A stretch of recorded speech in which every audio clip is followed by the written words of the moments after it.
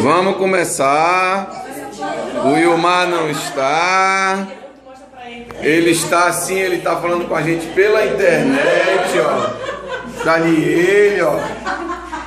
Ele tá comentando, ele tá com óculos escuros. Aquele monte de foto que tá mais bonito do que só essa daí. Ele um monte de vezes. Ele tá aqui, ó. Ele tá aqui, ó. Bota ele um monte de vezes, Matura.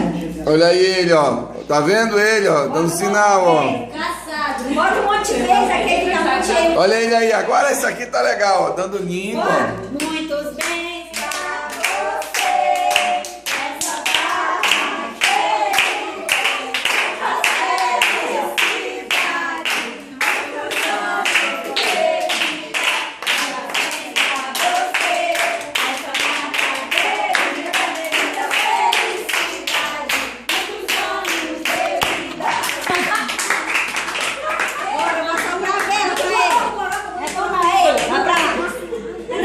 Assopra aí, Matura.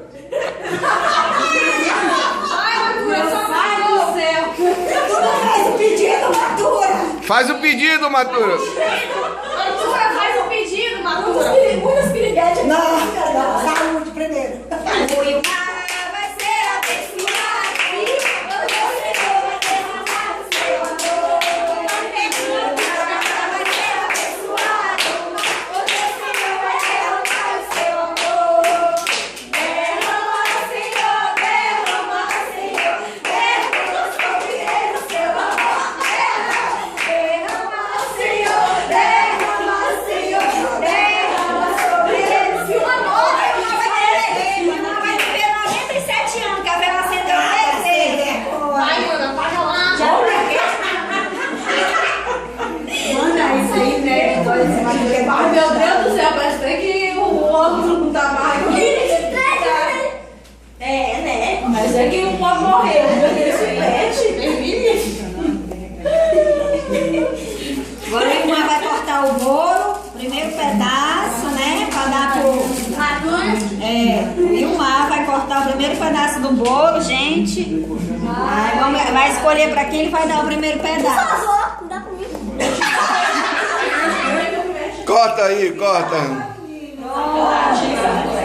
Agora vem pra quem que o Vilmar vai dar o primeiro pedaço do bolo, né, gente?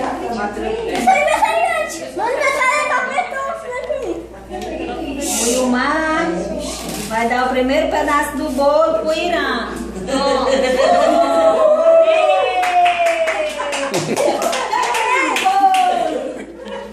Obrigado, tá?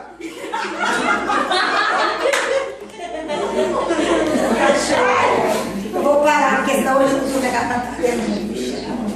Como é que a pessoa é deficiente?